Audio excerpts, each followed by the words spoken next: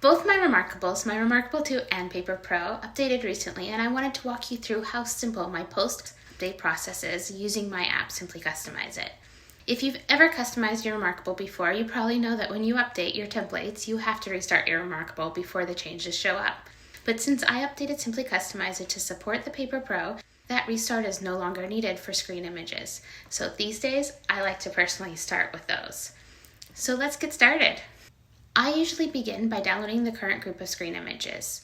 Normally they're the same every time, but this way I can see if reMarkable added anything, and it also gives me a clean copy to reset later if I want to go back to their defaults. Then I pick my favorite sleep screen, or create a new one, and upload it right from the app. Just lock your reMarkable to preview the new image right away. And don't forget, if you like to do multiple screen images at once, you can create your own group and just go to the group and hit upload. Once that's all set, I switch over to the Templates tab and use the Cleanup button. I added this button a while back when reMarkable started switching many of their templates from SVGs to their internal formats.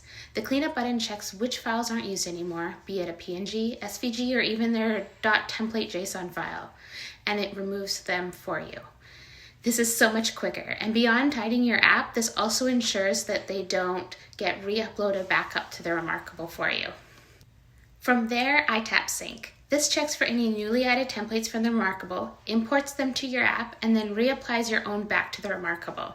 When the sync finishes, it restarts your reMarkable's processes so your reMarkable knows to recognize any of the updated templates. And that's it. My custom screen image is set, templates are cleaned up and refreshed, and the whole process feels so calm and fast.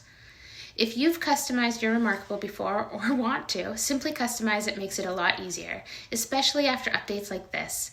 I'll link everything below if you want to check it out.